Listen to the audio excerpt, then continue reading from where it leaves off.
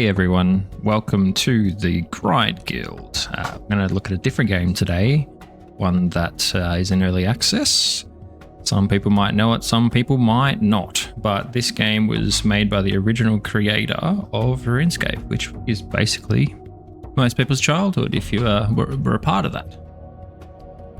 Now it's in early access, but been playing a little bit on the side, a bit casually. It's got some interesting elements to it, but let's just jump in there. I'll go through everything and then do a little bit of exploration because I haven't finished through episode 3 and 4 yet. As you can tell, I've been playing a little bit. I got a little bit of monies. I've already chosen what kind of build I want to be. To be honest, I just jumped in the pool. I didn't know what I was doing, but it's half the fun. All right, let's just jump in there. So you start off in Hopeport. This is where you'll start. You won't see anyone at first, but that's fine. But that's the tutorials for you. You don't normally see people from the get-go in some games anyway, unless you kick off the main sort of story. So let's take a stroll on through. Oh yeah, quickly, this I like the design. I really do. I haven't played tabletop games, but I like the run from tile to tile and just the way these sort of rooms connect. I'm going to call them rooms. They look like little jigsaw puzzle pieces, which if you don't know, RuneScape was inspired from playing a lot of games with the Andrew Gower's family. So that's where they got the concept from just making a game. That's where they started it. Anyway, there's a doco series and a few other things that are pretty cool to watch. Now, this is where you'll start out in the training ground, and I think from memory you have to come into here, which is the captain's quarters, and then you go through a bunch of dialogue. There's bins. We don't like bins. You can really just explore this at your own leisure. Like, just be curious with the game, to be honest. There'll be a lot of things you'll pick up along the way. Like, I just clicked the chest there, took a bit of the copper. The old captain won't mind. And if you do, too bad, it's mine. But yeah, it's really, you can zoom in quite a bit out as well. So sort of like that top-down third person. You can sort of control it with the arrow keys and the WASD. Ooh, okay, I didn't know. There we go. See, still discovering things. I took a quill and ink and put it in my tool belt. So this has got a little bit of, I guess, similar to RSD, the elements, the tool belt there. That's yeah, there we go. I just found something new. Let's go through here, back up to the main area. You'll go through, you'll do the tutorial. They're pretty self-explanatory. It's the little quest icon up here if you don't have it. And then just through the main story, I'll progress mine a bit. So that's why the icon and the color is different. That is episode 3. And this symbol here is episode 1. And this one here is episode 2. As you can tell, I've only done the obelisk. But yeah, you should go check out Slayer Music's video because he released quest guides straight away if you're stuck. But if you read everything, you can pretty much get through it straight away pretty easy. And if it's not obvious, just look for like a green sort of chat bubble above someone that you're talking to for the quest. That's generally what I've sort of gone to. Curiosity rewards you basically in this. It's early access, so it's not going to have a lot of features just yet, but I think it's pretty good. Like just as it is now, it's been in development for a while. What, like 10 plus years? This is not too bad if you want to pick up some early money. Doesn't give you a lot, as you can see. It's like people are just dropping things on the ground. I don't know if they could be bothered to to bank it, or they don't know what they're doing yet. But as you can see, there's other people here sort of rummaging through. Well, that's a guard. Just thought I'd show you their barracks. You'll come here from time to time with bounty quests. We'll get into that in a second. Just going to go through here just to sort of give you a view of the room. It's sort of like a general overview, a general first impressions. This game's been pretty fun. I should have started this at the start, but I wasn't sure if I was going to cover it or record it. But here we are. I thought, why not? This game's pretty fun. I'm probably going to be playing it long term. I don't think I'll probably stop. It is a free-to-play model, which is awesome. You get access to the first 2 episodes.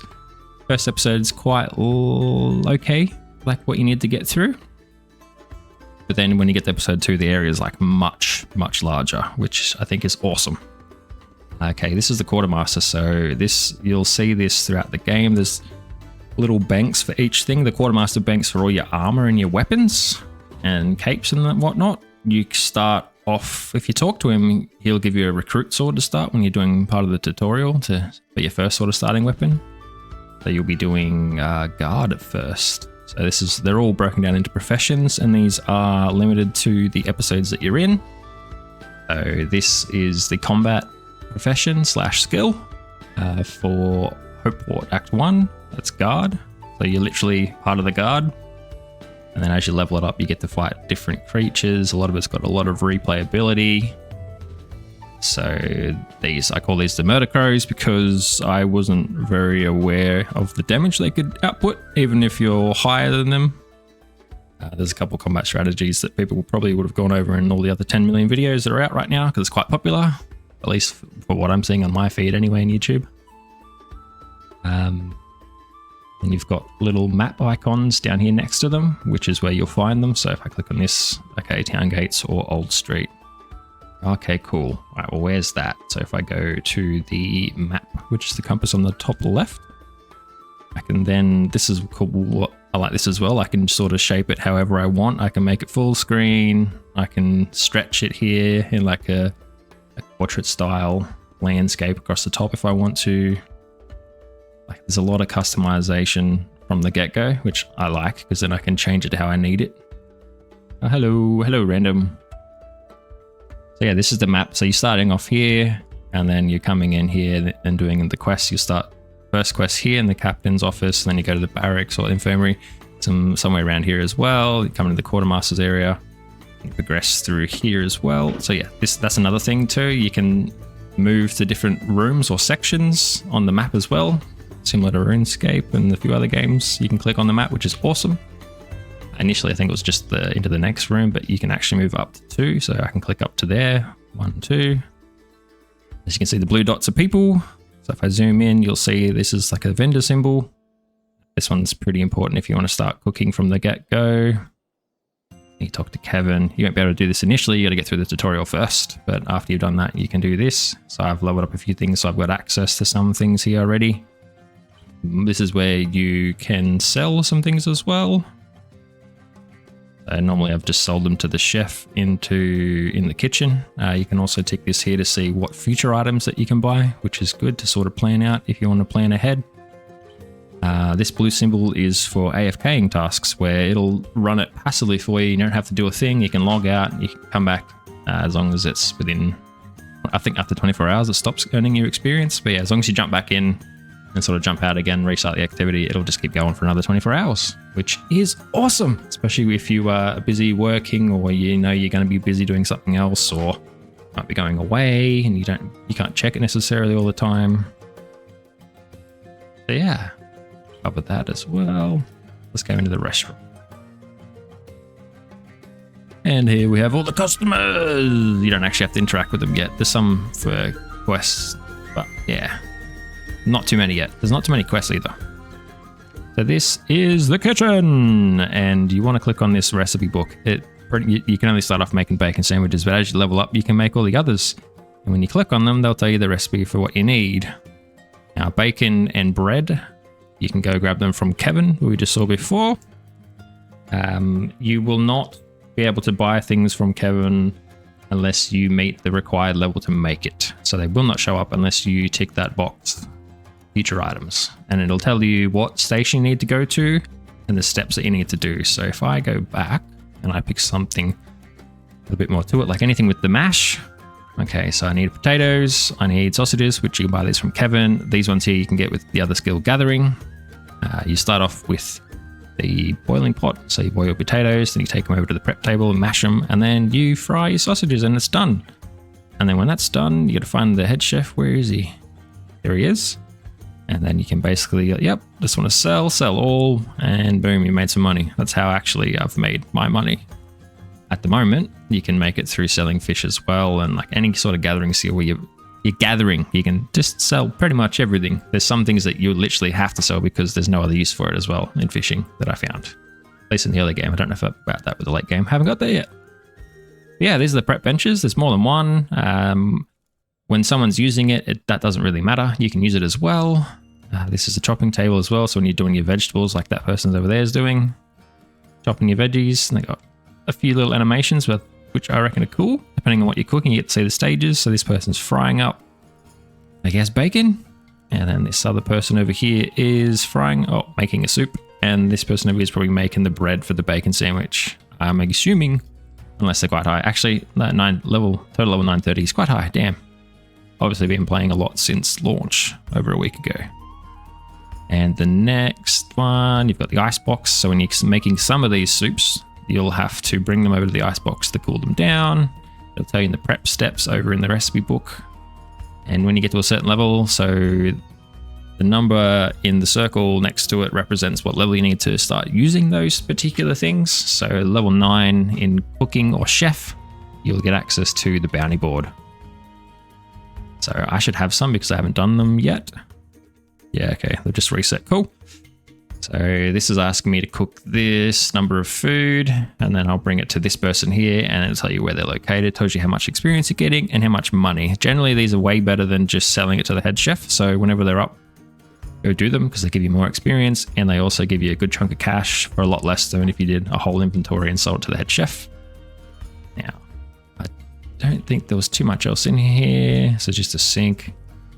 And the grill, and then the ovens as well. So any sort of baking goods or grilling. But I haven't got to use the grill yet because my cooking is not there. So I'll click on my little hat. I'll go back. Yeah, 23. See, I'm not there yet. I've got a while to go. And next knowledge, this is another thing that sort of pops up as well. So you get access to rewards. Now, this is how many points you get so far in each section that I put in. I haven't put any in Alchemist yet because I need to reach level 20. So these points you spend on the passive skills or passive activities in each of the skills or professions. Now I need to get to 36 before I can unlock the next one for guard, and etc. 27 for cooking, and so on. So that would tie in with this. So this looks like it might have an activity. Hey everyone, Grind Guild here, post edit. I realized I left an important part out about the skill and the next reward. So let's jump into that real quick. I did not cover these two here. They convert the point into XP and convert to money. I don't think money would be worth it, maybe in the early game, but like you start pumping out money as you level up, and obviously it's going to get better when you're making higher quality things and then sell them to the vendor. And I guess if player trading comes into it soon, or whenever that comes in, you'll be making money there as well. So that'll end up being redundant. XP is probably the way to go. Like when see how you can't spend the points, you literally sit it at 100. If you try and dismiss it, whenever you do an action, it's literally going to pop up again and say, hey, spend this point or spend this XP. So you might as well. So jump in, spend the XP. I don't recommend combat. Perfect reason. A perfect example for me here. Look, I'll bring up my equipment and let's have a look. Level 16 and level 20, 22. That's like my highest guard equipment right now. And I'm level 35. So when I go to fight those higher level guard monsters with those requirements, my equipment's not going to be giving me as much resistance or damage that I'm probably going to need to beat them. Now I got this up training it passively and just dumping extra experience into it, and I made that mistake. So that's why I wanted to sort of point that out here now. So I will let you get back to the video. So yeah, don't do combat, right? Just put it into a gathering skill or like anything like that that's going to get you further ahead, but not sort of ruin your, or make it more difficult for you to progress in your profession. Pretty good when you're doing carpentry to get it up quicker, and it will save you some money. So if once you get to chapter 2 and you're leveling that up, definitely spend the extra XP you're getting from this into carpentry if you're doing the buy logs method, which is the fastest. Anyway, without further ado, I'll let you get back to the video. Bye. So, passive activities, what are they? This is one right here with the blue dot. So, a lot of these will tie in with the cooking and a few other things that you have to go do the passive activity in fishing to get them before you can then use them in the passive activity to make them here. Now, to do though, you need to get, actually I'll just open up the slider. This is the other thing too. You've got sliders on both sides, which is great. You can adjust it again.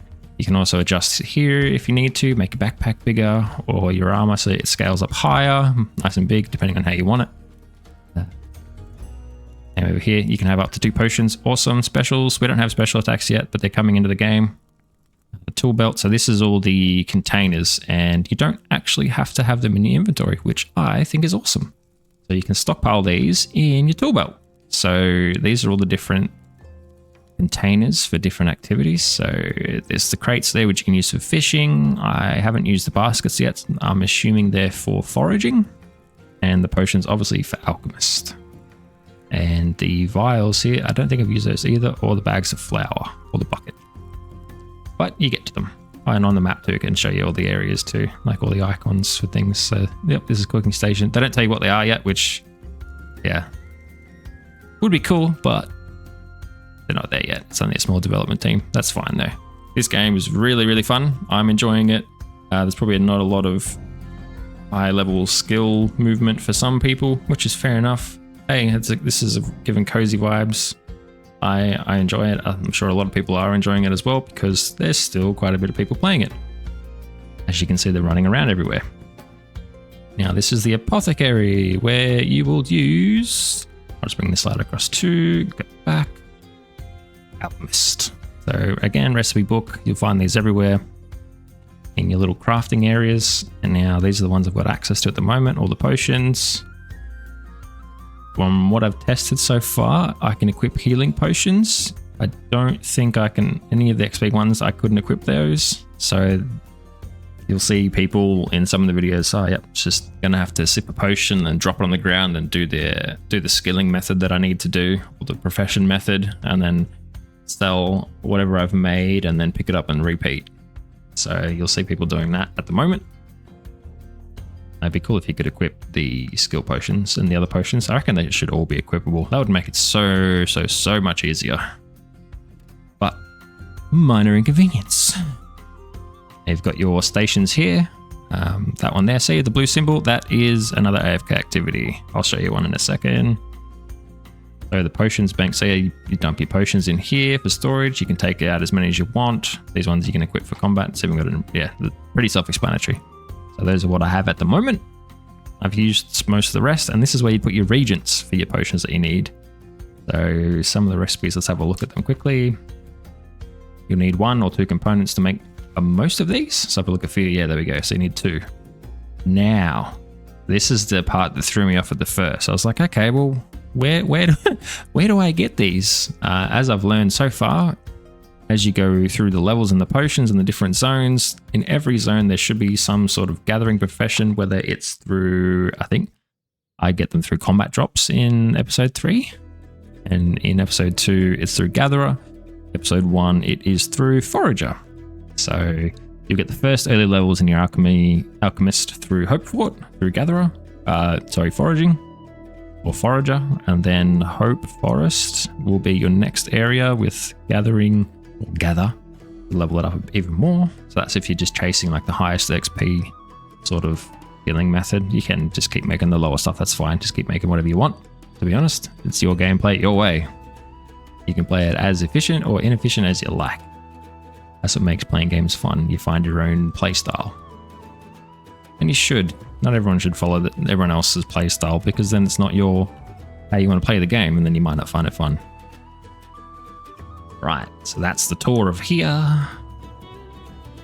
What's Ebsworth got actually? Let's have a look. I can't remember. Okay, there you go. You can buy some things from Ebsworth as well. And sell, obviously. Ooh. So you won't see all these areas at first. I'll show you a bit later what I mean by that.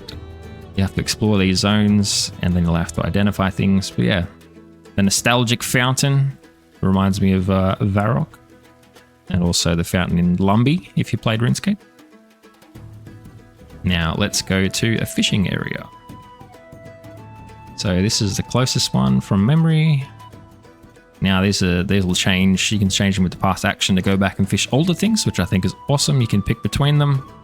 Now this is what I meant earlier about the replayability through a lot of the areas. So someone starting out level 1 or earlier level could be here fishing. And someone much higher could be fishing like a much higher variant of that particular fish. There is a lot. So it's definitely got that social aspect where it's got people coming back to the same areas, which I think is awesome. because in some games you play the early area and it's dead because the game's been going for a while and there's no one there, and you're like, oh, this is an MMO, but there's no one here. Yay. And then you just blitz through the content because you're like, I'm so lonely.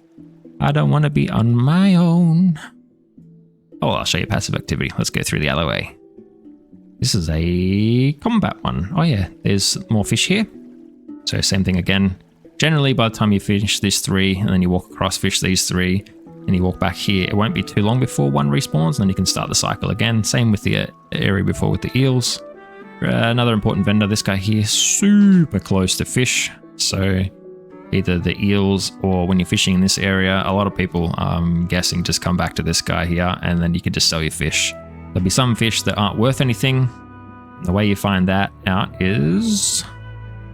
let's go catch a fish, and we shall see. Let's catch a puffer fish. Come here, little puffer fish. Ah!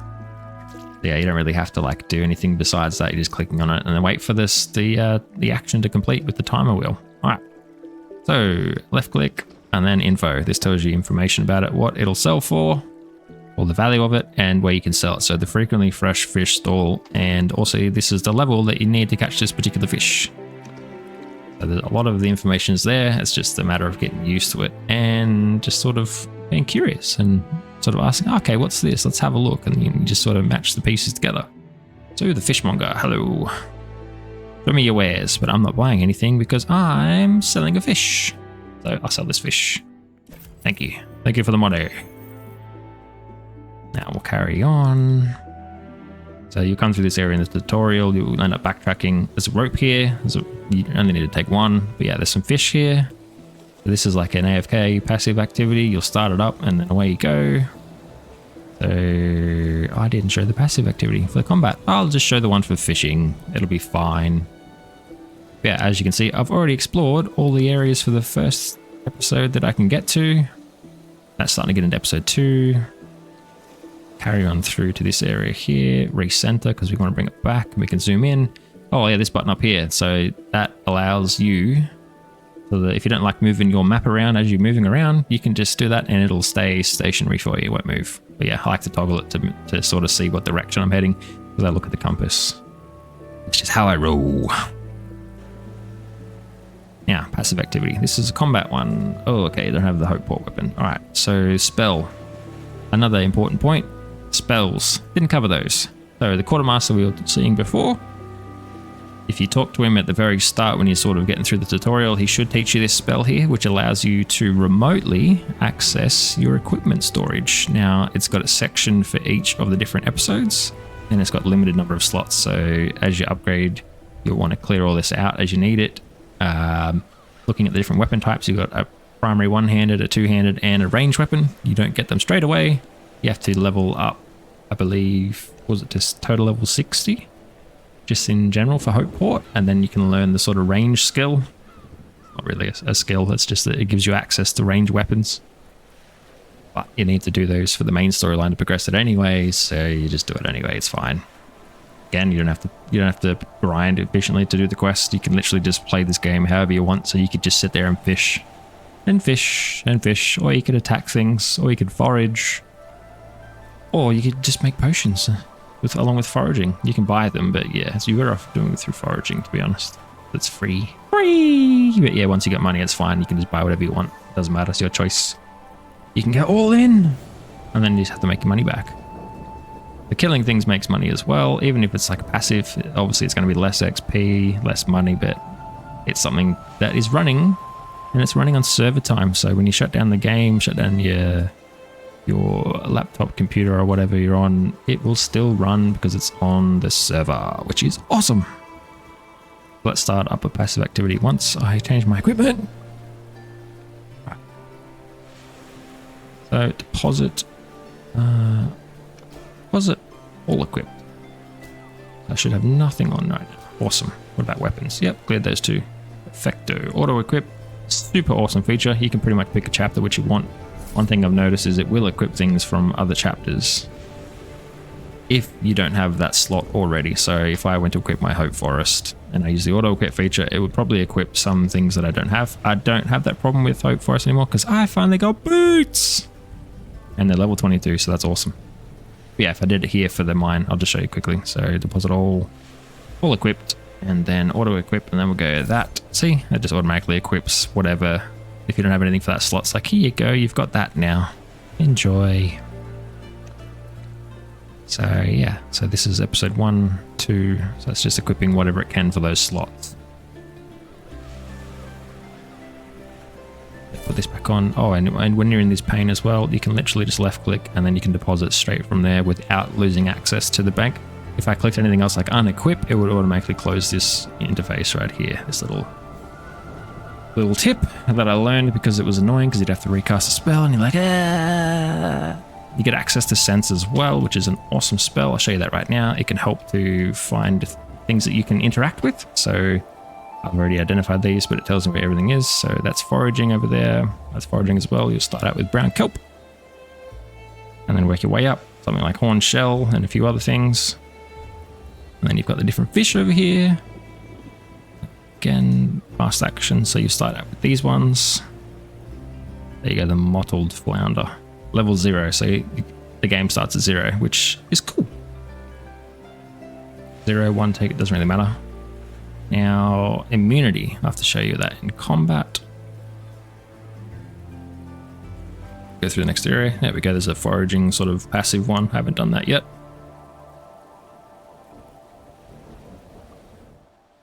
Come on down. All right, what do we got? Jellyfish. I don't think I can attack. Oh, these are, oh, it's another passive activity. That's pretty cool. Let's go up into here. I'll just open the map. It's probably easier. Cool. Probably not the plants though. They might give me a good smacking. Let's go to. Oh, I don't think I want to fight these. I don't have the levels. Wait, no, I do. 35. What am I talking about? Go fight the hair beasts. So another cool thing. You're just clicking through the rooms. It'll literally path through. So if you're trying to run around through here, like it. If you're in this room here or this room here, you can literally click here and it'll cut across for you. It finds the most efficient path for you if you've got the access to the area yet, which is nice. So let's fight this. It's attacks with, what is it? I can't remember what it's called. So if I look at mine, because I've got something similar. Information. So damage is, oops, not showing info. I'll just, oh, that was it there.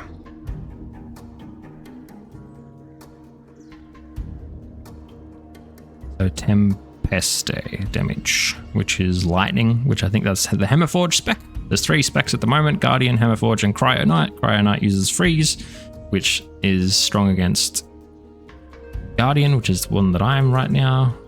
And that's this damage here. It is called Cryonite. The Cryonite is good against the sort of naturey Guardian style, which is this one here. Show you. It is called Arbore damage. I don't even know if I got that right. But yeah, you'll see the elemental differences for most of these things you fight. So vulnerable to this. So Hammer Mage would have not a very good time against these ones. They'll have to use some other kind of weapon. Vulnerable to another type of damage, which I don't think there's any classes for that right now. It's just the Guardian and a few others. So yeah, always try and look and see what they're vulnerable to. Try and use a weapon that does that kind of damage. So I'm just going to hit it with that. Now we're in combat, so you click on your portrait, you can see what you're vulnerable to, your level, your total level, your faction or your class, your equipment. And then you can look at this here, same thing again, how much health it's got. You know what that is its stamina? Oh, XP for defeating, there you go, see? Still learning! And it requires level 33. Oh, I need to drink a potion, I'm gonna die. Drink potion! Oh, I died, cool. Well, you get to see what happens when you die. Very good. You just teleport to the barracks. You don't have to pay any penalty for dying. There's no penalty to your equipment. You don't drop anything. Not yet anyway. I don't know if they'll change that. So that was combat. I didn't get to show you the immunity spell. Quickly run down passive activity just so you can see it. I want to call it membership or subscription. You can set a permanent name for yourself. So Castle Cat, that person's got membership. Now the hairdresser, so yeah, you can go in there and change your look if you don't like it. Everything's cool. Let's go to... I ran past it. Up here. Hello, welcome. I want to see what the capes are. Finest capes. Yep, show me what your capes are. Ooh, okay. So they are level 200. You get the base cape, and then it appends another layer on, and then appends another layer on after that. So they're 200 in fishing. Interesting. Well done, sir. You've been fishing. They've obviously had to make 3 gold, which as well. So yeah, that's a bit. But I suppose if you got that much fishing under your belt, you definitely made that money. If I go over to the tool belt, you'll see that we've got copper and silver. So you need 1,000 copper for 1 silver. And I'm going to assume that you need 1,000 silver for 1 gold. Yes, as you progress through the game, it'll obviously make more money. More money. Combat's been a preference for people because you get equipment drops as well as some of the foraging stuff too. So yeah, these are the death birds. I underestimated those. And I had to learn a few things the hard way. I kept planking. And yeah, this is another shop.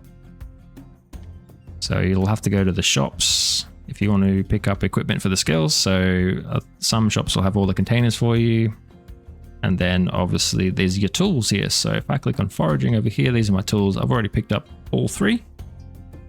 Now they cost different sets of money. You can update them as well. So see how there's like 1 star, 2 star. So this is like the leveling system for the weapons, or sorry, not the weapons, these skill tools. As you get higher up, you'll be able to access the higher up skill tools here. And then if you want to increase that further, you come on over to the Enchantress, which is this shop here. Kind of cool looking. I like the aesthetic. And then you just go, yeah, hello, enchant my equipment. And yeah, so they obviously start off at different tiers. I don't know what it stops at. I think there's like quite a high ceiling that you can keep going, but obviously you need a lot of gold for that. And I'm not even going to start trying to level up anything here. I think I'll just wait until I get the max tier of the tool that I can at the time, and then I'll probably start coming back to here. Because the experience boost is going to be amazing and needed. Very much needed. Why? Because if I scroll all the way down to the skill, 500 is the max level, which I think RuneScape was what, 200 mil XP for like that's past level 99. That's for the like cap on a skill. I think for 500 it's like in the billions. So it's gonna be a long time. So you're gonna need them boosts. I don't know if it's gonna take just as long. I have to see. No one's gotten to 500 yet, obviously, because that is a hell of a grind. And they sort of complement each other, these different skills. So cooking or chef purely for money. You can sell the fish as well, so you can do that for money as well. Or you can use the fish that you get here and use them in some of the chef recipes. Foraging complements Alchemist. And if I look down at episode 2, Scout is the combat version for that area. Gatherer here combats Alchemist in episode 1. And you've got your woodcutter and your carpenter. So woodcutter complements carpenter. And then if we go to here, I haven't figured these out yet because I haven't explored them, and that's why I started recording, because I wanted to show off the area. So let's quickly go to the forest. Now, I've just done carpentry, so I could get access to the remote storage skill, which I highly recommend everybody does once they get to episode 2, because it makes banking so much easier. So I'll drag that out. Oh, by the way, if this is too large, it'll close one of them automatically for you. So I could bring that back into the smaller, and just like that. So just tweak them how you need them. Okay, so zoom out. This is the teleport location of episode 2. You start off at the gates and you'll come through and you'll have to discover these zones. These will be level 0 for you. So you start here your combat, as well as your, what is it, gather? Yeah, it's gatherer here. Yep. And then down here is your obelisk. So you'll do a quest. Highly recommend go checking out Slayer Music's quest guide if you don't want to just play along with the quest and sort of read it and click around and explore in your own way. If you just want to get done quickly, go ahead, look at those many quest guides that are up there, and it'll show you how to activate the obelisk here, because you can't use it straight away. And when you get the access to the obelisk, when you pick up certain pieces of equipment as drops from monsters, or I'm assuming crafting a bit later on, possibly. I haven't crafted yet, so I don't know. It requires attunement. So you pretty much just take the equipment to those spots, and then it will attune it so you can then use it. It'll be grayed out, you won't be able to equip it or anything like that until you attune it. You'll get a quest for it anyway as well. So that's how you unlock the obelisk. It's part of the quest. We'll show you how it works, which I think is cool. Now back over to the forest. As you can tell, let's zoom out. This forest is huge. So all up here, all the way over here, all of this is part of the forest. Down here as well, except it stops here. So this little blue area here, which I've quickly looked at, is episode 3. And that's, I got to here and I was like, I want to show people what this looks like because it's amazing. As you can tell, I haven't discovered what's here. Once I discover what's in a room, it'll pop up here like it has the other rooms. I'll show you some of that element soon. But yes, so when you get to episode 2, get carpentry up as fast as you can. So woodcutter, or if you've saved money from cooking, you can buy wood from Gwen's lumber here and then just run down here into this room and just use it on the sawmill. And then if you need to make it into poles, make it into poles, and then you can sell it to the timber merchant here for a little bit of a loss for each one. So that's why I think I had like 320 something silver. Now I'm at 240. But I was already sort of leveling it slowly until I was like, oh, you know what, this is taking forever. I was running up to wherever I needed to grab the wood and then teleporting back. Where is it? Zoom out. Here, teleporting here. So I chop all the way up here, teleport here, run all the way down here, and I'd bank it in here because the bank's in here, and it's just taken too long. So I was like, you know what, let's go to the chef place, make money, and then we'll just buy the wood and then we'll just make it. And it was so much quicker. I made a few potions from the forager skill that sped it up too, but not necessary. That's how I got my Carpentry to 32. That's part of the quest to get that as well, which is Spider's Nest. If you just literally explore around everywhere that you can, you're going to stumble across these quests. Like they're literally just like, hello, here's another quest. You'll find everything along the way as you explore everything. And it gives you access to the storage rifts. So let's go check one out. So we're over here. So where's the closest one from here? To the south. Okay. And then I'll just show you the immunity spell on the way through as well. I'll get that spell ready. That's smaller again. Yep, someone should attack me. Beautiful. So cast immunity. And what that does is it just takes you out of combat. It's quite a cast, so obviously pre-plan it best you can. If you try and cast it when you're about to die, it's not going to save you. But yeah, I was immune. Whoop, go back out. No. As you can see, I was immune. Nothing wanted to attack me, and it had like a little buff timer at the top. And this is the storage, which you can access at any storage point throughout the map as you discover them. So they should be across all the episodes, and it saves you having to run all the way to the bank to bank all the different things in all the different areas. So the Regent Bank is back at Hopeport, and you'd have to teleport back and then run down the apothecary and bank that. Ain't nobody got time for that. So get this as soon as you can. Highly recommend. Amazing. Lets you just skill a lot more. Chill. You just bank. You don't even have to go back to the bank. So you can just like, yep, I'm just going to gather, or I'm just going to woodcut, and I am chilling. Now, that's storage for every other profession besides your armor. You just use the Quartermaster spell to do that. As you unlock your teleports, I haven't unlocked episode 3 teleport because I'm still exploring. They'll pop up here. And it doesn't cost anything to cast, which I think is great. That's another resource I don't have to manage or buy.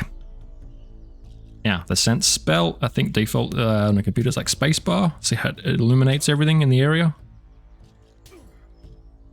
So these are all the things that are interactable, whether they're NPCs or combat tasks, or not combat tasks, but like combat enemies. Like your gatherer skill, it even tells you. This, hover over it, it is a gatherer option. Anyway, join the guild, subscribe.